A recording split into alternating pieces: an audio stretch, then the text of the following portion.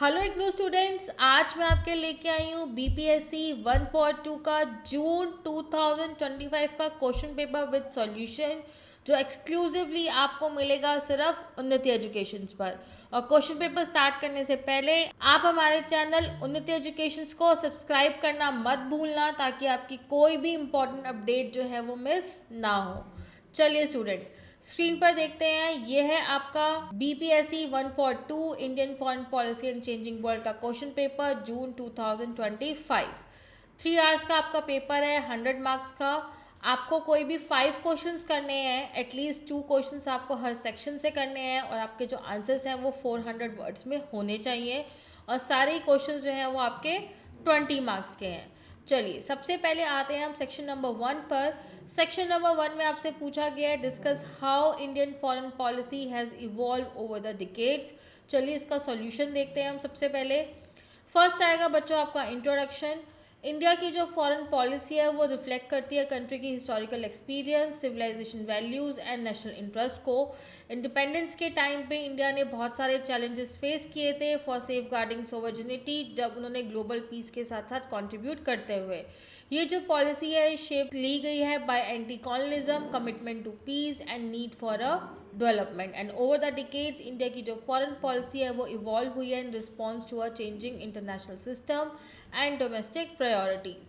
अब आता है बच्चे आपका Indian foreign policies has evolve over a decade. First is foundations after independence. India ने अडॉप्ट किया था इंडिपेंडेंट फॉरेन पॉलिसी को based on sovereignty, equality of Nations and peaceful coexistence. Avoidance of military alliances was central to this phase. Next is non-alignment strategy. India ने एक leading role play किया था for promoting a non alignment to maintain a autonomy amid a cold war rivalry, जिसने help किया India को engage with both the power block without a formal alignment. Next is focus on anti colonialism. उन्होंने support किया decolonisation को Asia और Africa के अंदर, जो उनका मेजर ऑब्जेक्टिव था। इंडिया ने एक्टिवली वॉइस किया अपने कंसर्न को of a newly independent nation as a international on a international platform. Next is emphasis on a peaceful coexistence principles, जैसे कि आपका mutual respect, non interference guided relation specially with the neighbour countries and peaceful settlement of dispute को emphasis किया गया।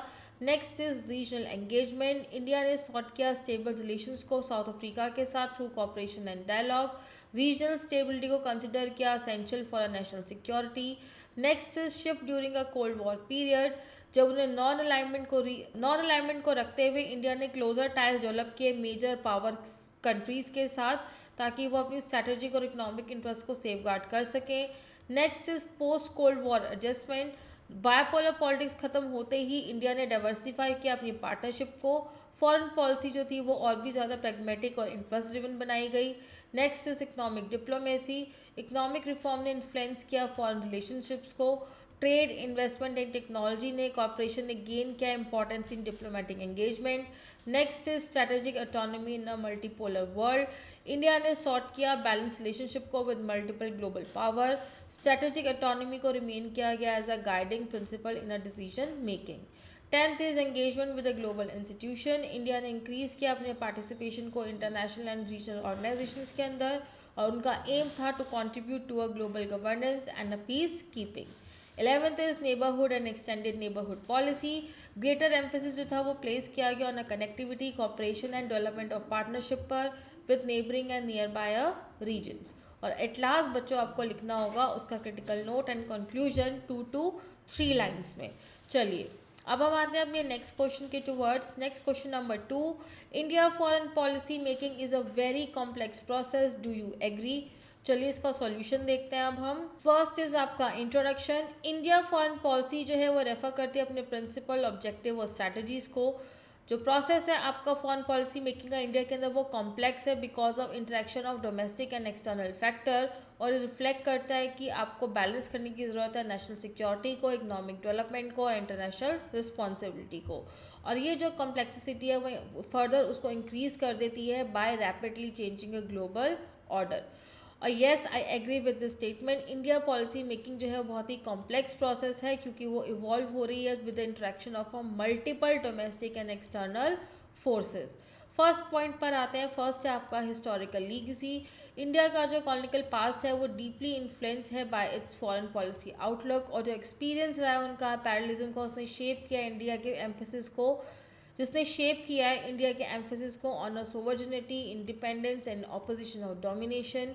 Second is constitutional framework, foreign policy making operate करी है with in the constitutional structure. ये executive play जो है वो major role play कर रहे हैं। कॉन्स्टिट्यूशनल वैल्यूज जैसे कि आपका peace and international cooperation guide करती है पॉलिसी ओरिएंटेशन को। Next is role of political leadership, prime minister and council of minister जो है उनका डिसीजिव इन्फ्लुएंस रहता है। Leadership vision, ideology and personal diplomatic style जो है वो सिग्निफिकेंटली शेप करता है पॉलिसी चॉइसेस को।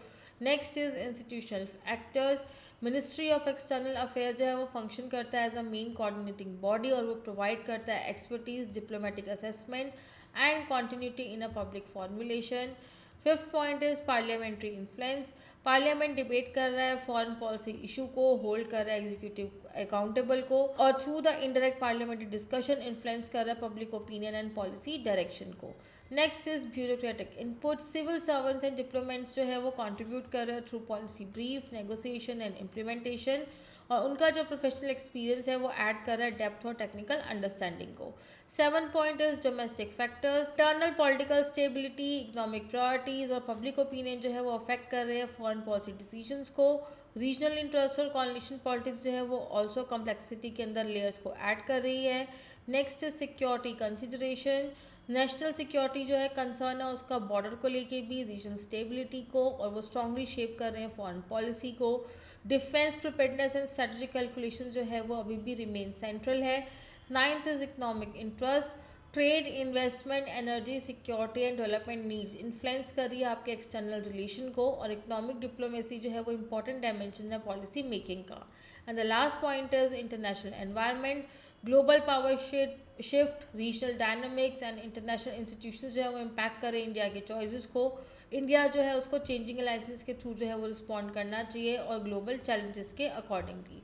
और एट लास्ट स्टूडेंट आ जाएगा आपका क्रिटिकल नोट एंड कंक्लूजन। चलिए अब हम आते हैं अपने थर्ड क्वेश्चन पर। थर्ड क्वेश्चन में आपसे पूछा गया है how does India protect and promote the national interest in the foreign policy, elaborate. चलिए अब हम देखते हैं थर्ड क्वेश्चन का सॉल्यूशन बच्चों। थर्ड क्वेश्चन के सॉल्यूशन पर आते हैं। थर्ड क्वेश्चन था आपका how does India protect and promote a national interest in its foreign policy. चलिए सबसे पहले आता है आपका इंट्रोडक्शन। इंडियन फॉरेन पॉलिसी जो है वो गाइडेड है by the objective of safeguarding and advancing its national interest as a complex and changing international environment. और नेशनल इंटरेस्ट जो है वो ब्रॉडली इंक्लूड कर रहा है सिक्योरिटी को, इकोनॉमिक डेवलपमेंट को, पॉलिटिकल इंडिपेंडेंस को और इंटरनेशनल प्रेस्टीज को। सिंस इंडिपेंडेंस इंडिया जो है वो अपनी इस इंटरेस्ट को प्रोटेक्ट करके रख रहा है through peaceful engagement, strategic autonomy and active participation in the global affairs. First point is protection of sovereignty and territorial integrity. India place कर रहा है highest priority on safeguarding is sovereignty and territorial unit को। Diplomatic engagement और defensive preparedness जो है वो use किए जाते हैं to address external threats and border disputes के लिए।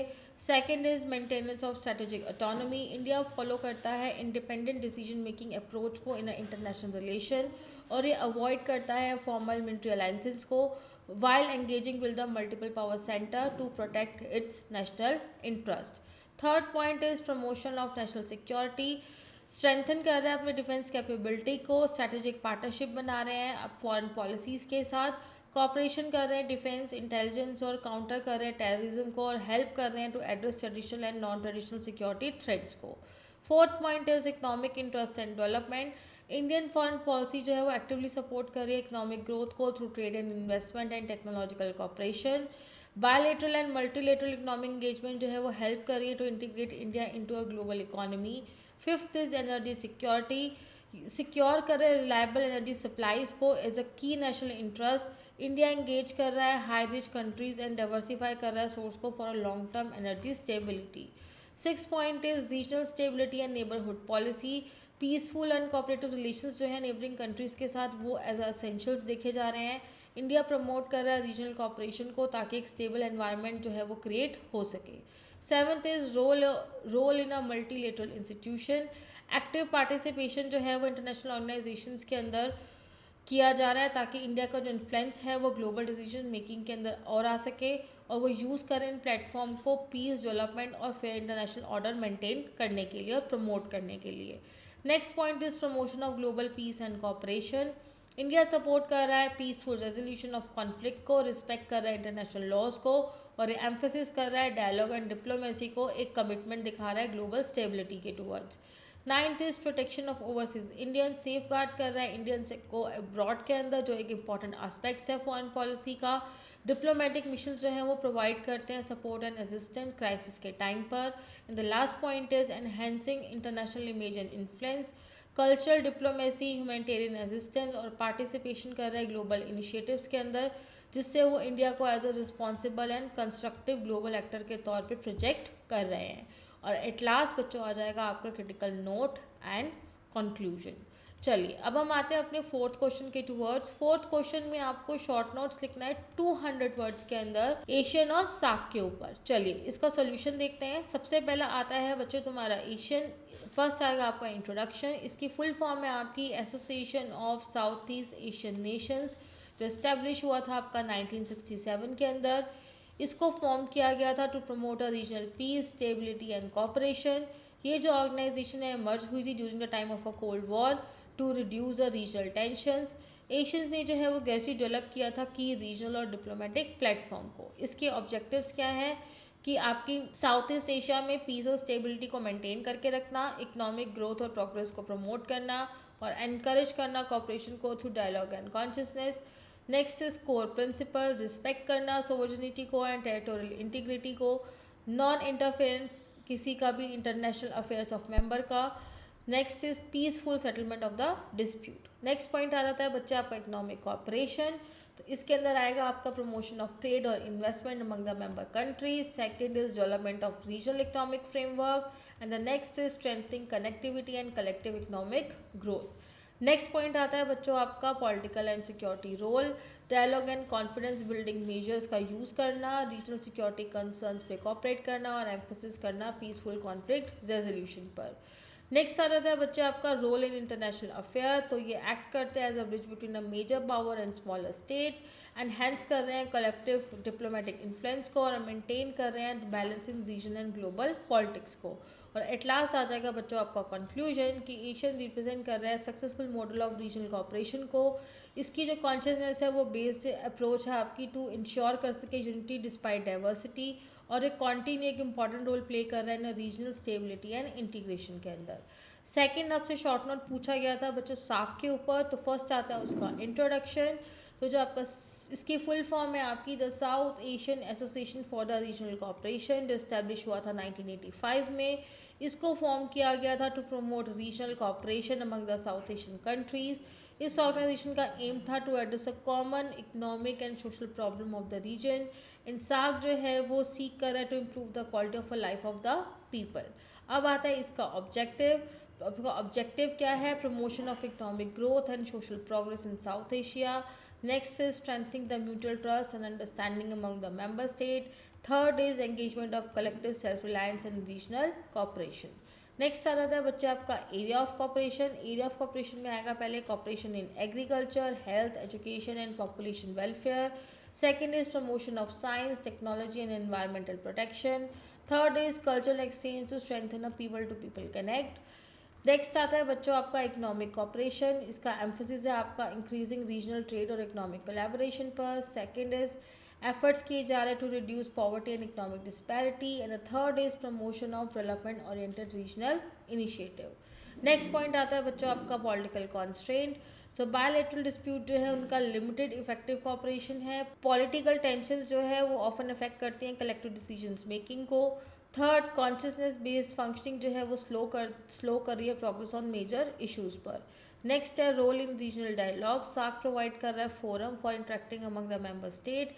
ये हेल्प कर रहा है confidence building and exchange of views. And third, regional dialogues जो है वो कंट्रीब्यूट कर रहे हैं स्टेबिलिटी एंड कॉपरेशन में। और एट लास्ट बच्चों आपका आएगा कंक्लूजन। सार्क रिप्रेजेंट कर रहा है important attempt at a regional cooperation in south Asia. Despite limitation ये रिमेन रेलिवेंट है एज अ डायलॉग प्लेटफॉर्म, और ये स्ट्रेंथन कर रहा है कॉपरेशन को, एनहेंस कर रहा है peace and development in the region. चलिए अब नेक्स्ट सेक्शन के टूवर्ड्स बढ़ते हैं बच्चों। ये है आपका section number 2। Section number two start करने से पहले स्टूडेंट, आपको किसी भी तरह की कोई भी हेल्प चाहिए, आप हमारी टीम को कांटेक्ट कर सकते हैं या आप हमारी वेबसाइट विजिट कर सकते हैं unnatieducations.com, जहाँ पे आपको इग्नू पर क्लिक करना है।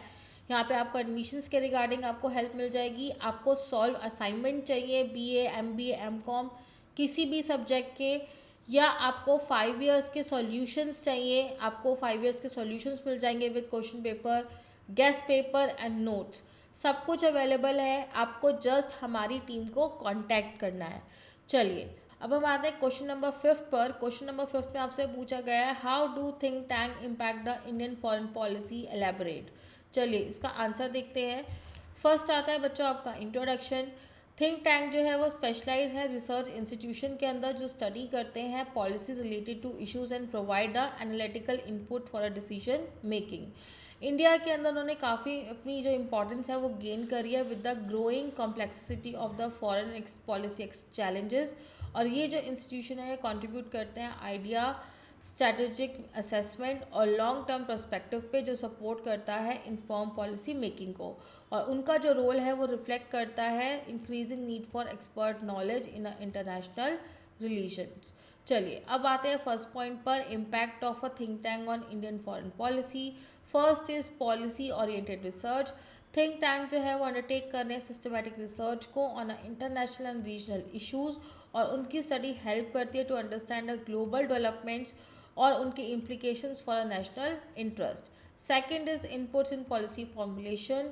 रिसर्च पेपर और पॉलिसी जो है वो ब्रीफ कर रहे हैं ऑल्टरनेटिव पॉलिसी ऑप्शंस को, और ये जो इनपुट है असिस्ट कर रहा है डिसीजन मेकर्स को इन फ्रेमिंग और refining of foreign policy.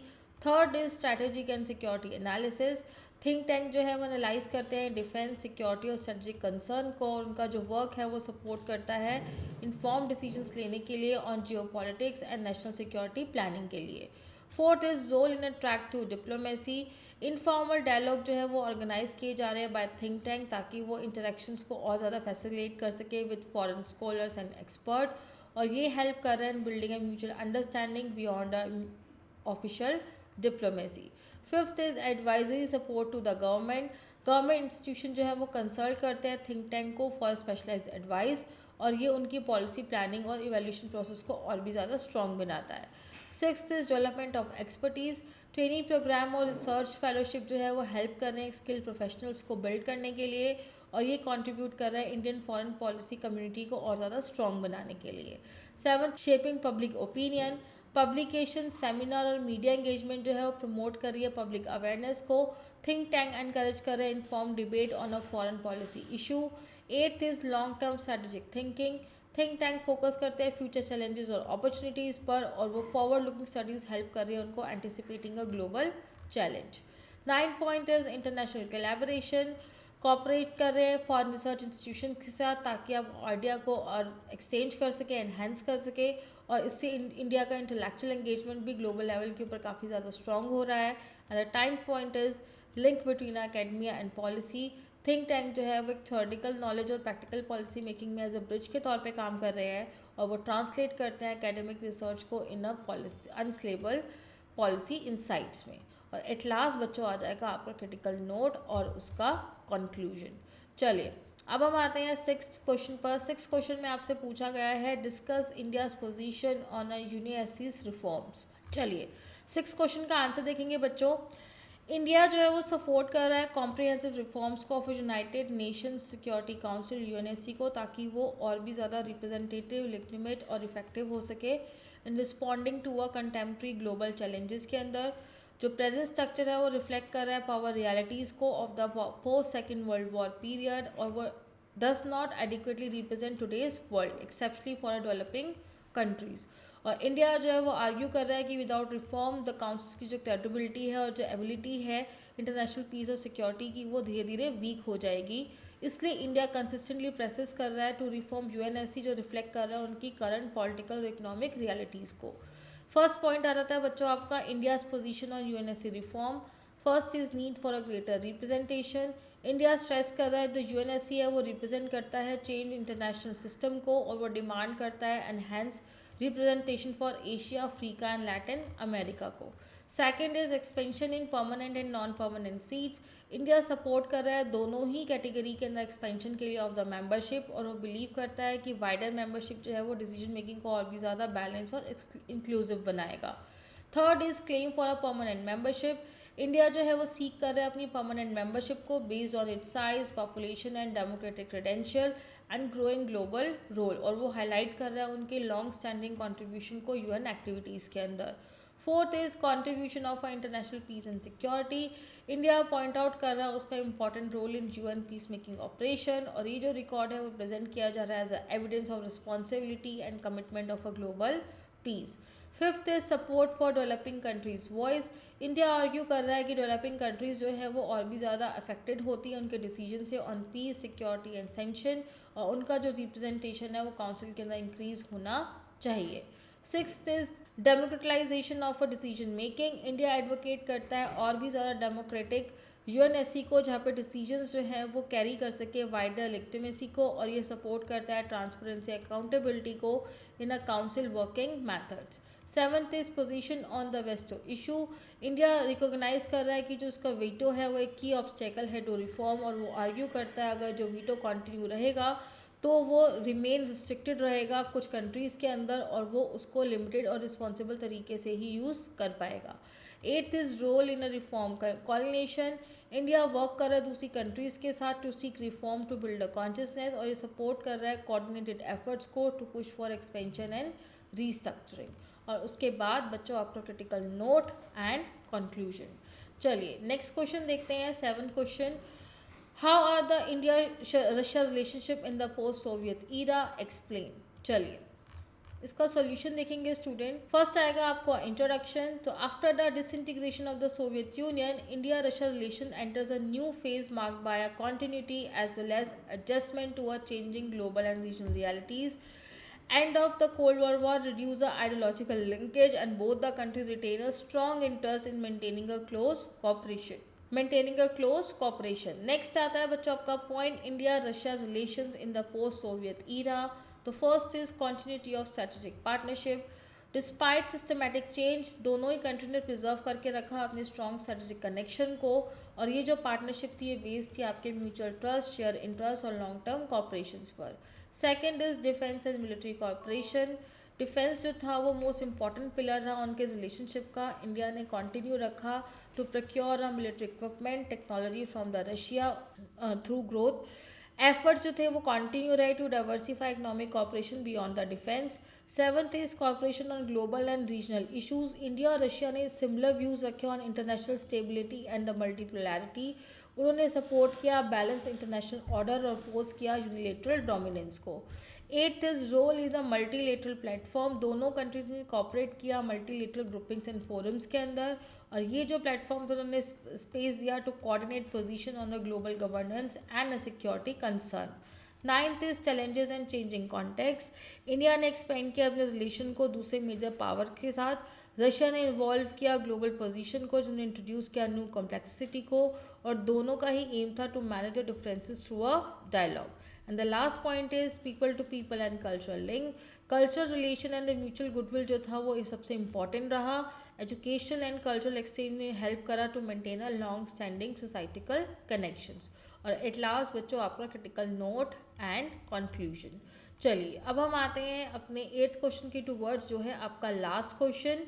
Write a short notes in about 200 words each. First is Indo-Pakistan War of 1961 and the second is coercive diplomacy. चलिए इसका सॉल्यूशन देखते हैं हम। फर्स्ट था आपका Indo Pakistan war of 1961। Indian Pakistan war 1961 जो थी वो लिमिटेड थी, बट जो सिग्निफिकेंट मिलिट्री कॉन्फ्रंटेशन था वो अराइज हो रहा था from the long standing disputes की वजह से between the both the countries, और जो रूट ऑफ कॉन्फ्लिक्ट था वो अनरिजॉल्व टेरिटोरियल इश्यूज़ की वजह से था, जिसकी वजह से टेंशन जो थी वो परसिस्टेंस बढ़ती जा रही थी फॉलोइंग द इंडिपेंडेंस। फर्स्ट आता है बच्चों आपका पॉइंट बैकग्राउंड एंड कॉज। तो फर्स्ट इज अनरिजॉल्व डिस्प्यूट। तो continue disagreement over the territories की वजह से एक कॉन्स्टेंट फ्रिक्शन जो था वो क्रिएट रहा। इन डिस्प्यूट्स की वजह से जो रिलेशन थे वो और भी ज़्यादा स्ट्रेन और अनस्टेबल बने रहे।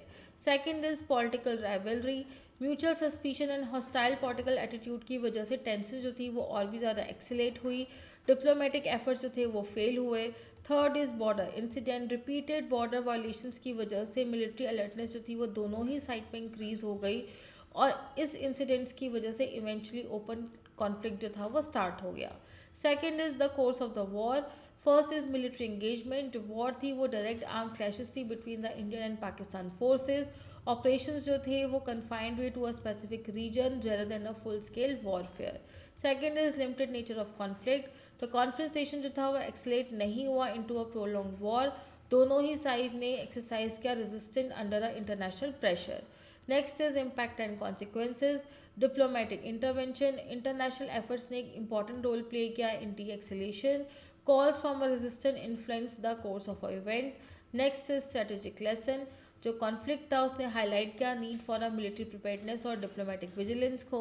And the last point is effect on a bilateral relationship जो थे वो रिमेन टेंस रहे even after the conflict ended और म्यूचुअल डिस्ट्रस्ट जो था वो कंटिन्यू रहा टू शेप द इंटरेक्शंस। और नेक्स्ट बच्चों आपका कंक्लूजन। नेक्स्ट आपसे पूछा गया था कोरिएसिव डिप्लोमेसी।